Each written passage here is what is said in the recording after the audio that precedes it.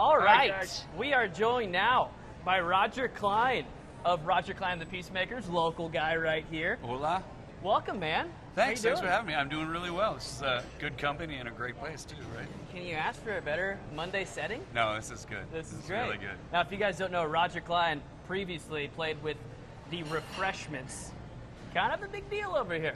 A little bit, you know. Yeah. That was my first band, and yeah, you know, and it morphed into the Peacemakers after that band broke up, and I've been proudly repping Arizona and our awesome state and culture now for, I think, 20 years. Fizzy Fuzzy, Big and Buzzy, the Refreshments' first album will be 20 years old next February. Okay. It blows my mind. Wow, man, you've been doing this a while. Also, the Very Refreshments.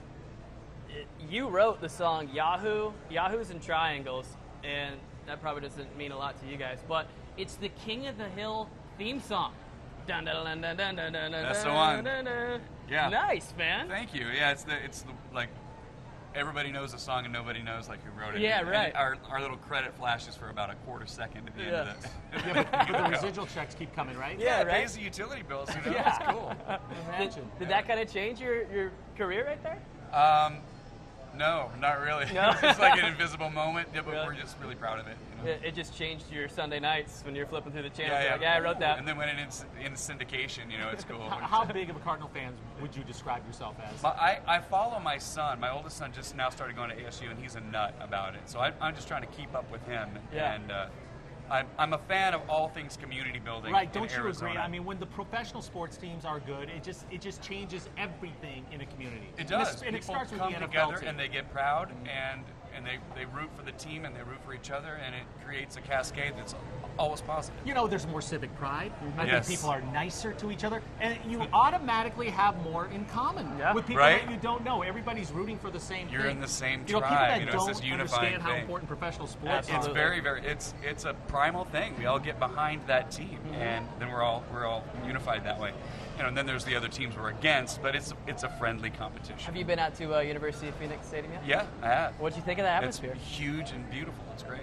How about how loud those fans get? I mean, Yeah. I think some of us take that for granted. I got to get on the field last season, and it was incredible down there. It's a whole, you guys know, it's a whole different thing. It is, it's visceral, you know. It's like you can feel everything. It's cool. Yeah. You know, let me ask you this.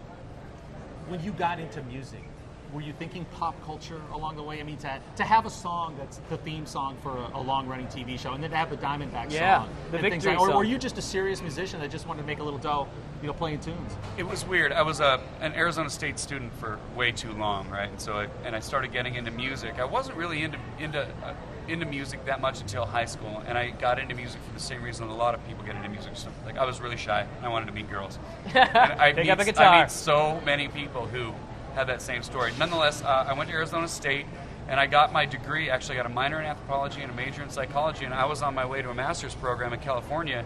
But I had been in the music scene here in the Valley, in Tempe, and I just checked myself and went, what do I feel happy doing? And I was happy playing music, and I felt more engaged. I felt more on purpose. Yeah. So I took that step sideways, and that made all the difference. And I think it's probably been more challenging, but it's no doubt it's been more fun. You say you got into music in high school.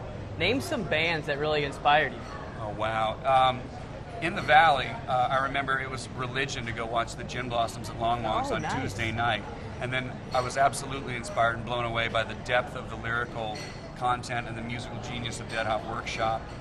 There have been a lot of great local bands along the way, like Jimmy Eat World. There's still a whole bunch of them coming out. I'm a big fan of a band called Banana Gun and the Black Moods. The music scene around here is sort of starting. It is growing. Yeah, And it's the starting to- format too. Did you catch Oh, yeah. any of their shows a few years ago? Yes, yes. Now Nate. I Nate, forgot his he's a giant now. Oh, Now- he's huge. He's the lead. He was the lead singer of the format. Now Yeah. he's the lead singer of Fun. Fun, and now he's got a solo some thing. individual Yeah, stuff. So there's a lot of great talent coming out of here. All those bands inspired me, continue to. You know, I'm humbly Nils a small Lofgren. part of something really cool. Pardon? Nils Lofgren? Yeah, Nils. I've gotten to play with Nils, and that's a humbling experience because he knows more. He knows more about guitar. He'll forget more about guitar while we're going over a song than I'll Yeah. ever know. It's You know, the amazing. thing that's cool about Nils too is he's concerned about advancing music here in Arizona. Yes. I mean, he'll reach out to younger performers, musicians. I know a lot of people in music that he's really, you know, he gives his time. He's really a cool dude. He does.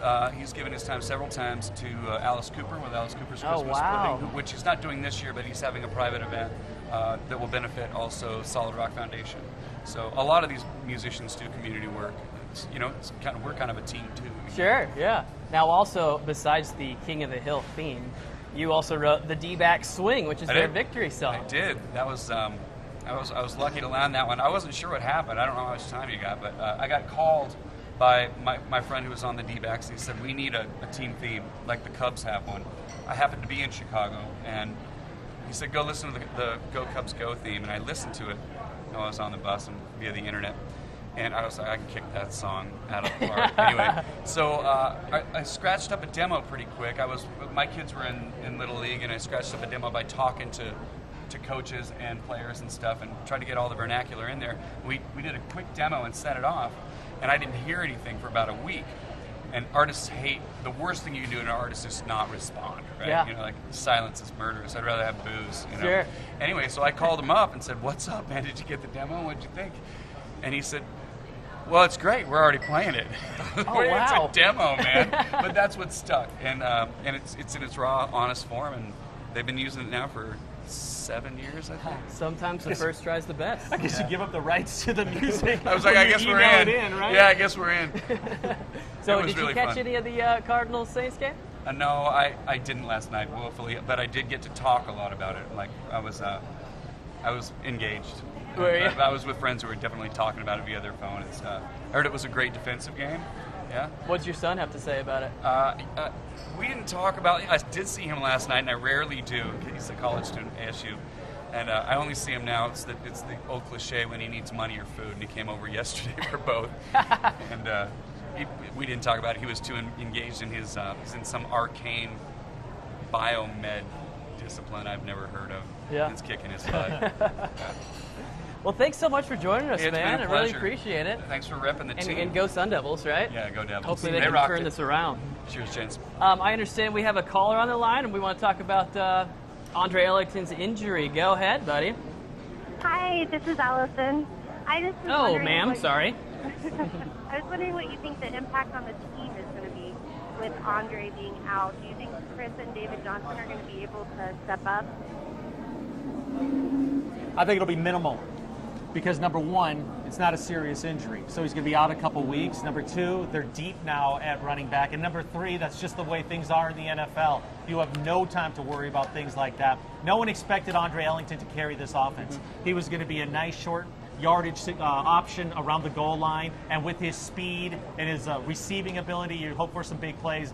But he was a minimal part of the big picture of this offense, and they'll be just fine without him. Yeah, and Allison, this is a PCL sprain. If this was a PCL tear, we might be talking a little different story. As Bruce Arians said, it could be 1 week, could be 2 weeks. I know ESPN's Josina Anderson is estimating 2 to 3 weeks. So as Tom mentioned, this isn't super serious. It's just kind of a hang-up, and it's a good thing they've got a couple good guys behind him. Okay, thank you. You're welcome, Allison. Thanks for the call. Appreciate it. Hey, I was going to say this. Okay, so great guest on our first show. Roger was awesome. I didn't even know that about King of the Hill. Yeah, right? I love that really song, cool. too. Bum, bum, bum, bum. And then- Oh, actually, we didn't even get into it. That was a warm-up song. Really? At first, yeah, a sound check song. Blew up. Hey, I love it whenever you talk to a musician, too, and you talk about the residuals. Oh, it pays the utility bills. Yeah, right. King of the Hill, that thing airs a lot, right? Yeah, it sure does. You had to do really well with that one. Lunch is on and him. then the other thing about Butch, he and I were in Boston, like Brady's rookie year. Yeah. And it was so funny because he was so anonymous in the locker room his first year. You barely knew who he was, Yeah. right? And then when Bledsoe got hurt, then he turned into, this Turned into superstar. Tom So Brady. it just shows that in the NFL, when you get an opportunity, you grasp it, You have to and you can seize it. change history in some Yeah. cases because nobody expected that from him. Yeah. Say, and it reminds me a little bit of Arians almost, right? I mean, he's been plugging away as an assistant coach for so long. He finally gets a chance because the head coach of the Colts has leukemia, right? Takes them to the playoffs. He's named Coach of the Year. And now do you think the Bears regret the fact that they didn't hire him when they had a chance? Duh. I sure think so, because he's been doing some great things here in Arizona. Our social media guru is back, Shane Dale. You've been working on Twitter the past few minutes. What are people talking about?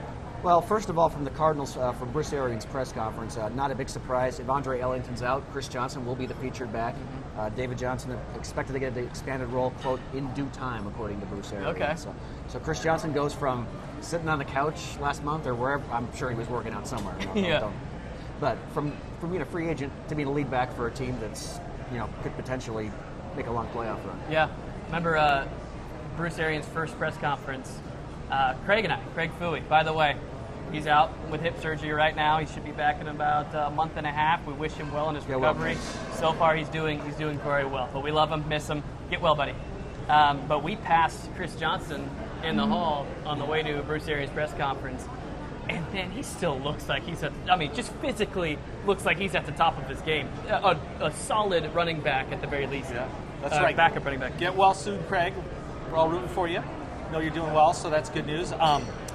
Here's what I like too about Chris Johnson: 1-year contract, right? I mean, that's kind of the new thing in the NFL. Give these veterans a 1-year contract. And it was loaded with incentives too. It's loaded with incentives, which means he has to be on the field to get paid. Right. Yeah. And that's exactly what you want from a veteran like that who still has some gas left in the tank. The other thing I like that Arians said at his press conference this morning is hold the horses on David Johnson. It was a big play yesterday. It was awesome, but you don't want to throw him into the lead running back. He's not ready for that, right? You want to mix him in, a change of pace, out of the backfield, catching some passes. So that's exactly what you want to hear right now. They're lucky. Yeah. The fact that they signed Chris Johnson, and it was because they had no depth during training camp. He was available. Thank goodness he chose the Cardinals, and this is a great opportunity for him. They asked David Johnson after the game, were you surprised by your burst of speed? He said, no, I wasn't, but I surprised a lot of people. And he's right. There was some giddy up down the sideline. I kind of look at it like that run that he had in training camp that he pulled up late. This is kind of him finishing that run. Going from training camp, an empty stadium, or an almost empty stadium, to the biggest stage you could possibly imagine in week 1. Well, the other thing, too, is you hear at the Combine all these great speeds in the 40. Oh, someone ran a 4.29. Sounds amazing, but what does that look like, right? And then yesterday you got a little taste of what 4.29 speed looks like with a football in his hands, people chasing him, and flying into the end zone. I was blown away at that acceleration that he had, and he just blew by people. Yeah. I mean, when you look at the replay, it was no contest. It was like a great thoroughbred down the stretch of the Kentucky Derby, right? No one could catch him. And he can catch, though, too. I mean, I remember when the Cardinals drafted him, I had a friend of mine who's an Iowa fan, and they played Northern Iowa early last year, and he said, that was a great pick, as David Johnson had 200 yards on us. And I said, rushing? No, receiving. Over 200 receiving yards. The guy can catch. And we combine that with Andre Ellington and Chris Johnson, who can catch too. It's just such another weapon out of the backfield. Sure. So immediate concern, not so much with these backups, right? But let me present something else to you guys. Long term, we know there are guys in the NFL whose bodies just flat out cannot take the beating at the NFL level. It's the world's most violent sport. He's been in the league 3 seasons. He's been banged up several times. Is Andre Ellington's body, is it a concern in the long run? Is he just one of those guys that's constantly going to struggle with injury? Probably. I think you are who you are at this stage in your NFL career, unfortunately. Doesn't mean he's not tough. No, right? Not at all. Doesn't mean he can't get back on the field quickly, but he doesn't have a huge frame, right? So he's going to take a pounding. And the good thing is they don't have to expect 30 carries a game from him, right? Yeah. Hopefully he can get back from this knee injury. They don't have to rush him because they do have some other people that can play. But you're right. I mean, there are some people that never get injured their entire career. Part of it is luck as well. Yeah. I mean, there are fluke injuries in the NFL. Not saying that yesterday's was. But right. There's just some guys that are more injury prone. I think you can never enter a season thinking Andre Ellington is going to play 16 games, right? Yeah. You get 10, 12, I think that's pretty good. I just really hope that Andre Ellington's rookie year was not his peak, because he led the NFL in yards per rush his rookie year, 5.5, because he was sharing the playing time with Rashard Mendenhall. And that seems like such like a good role for him, because I remember last year, Bruce Arians said he wanted him to give 20, 25 touches a game.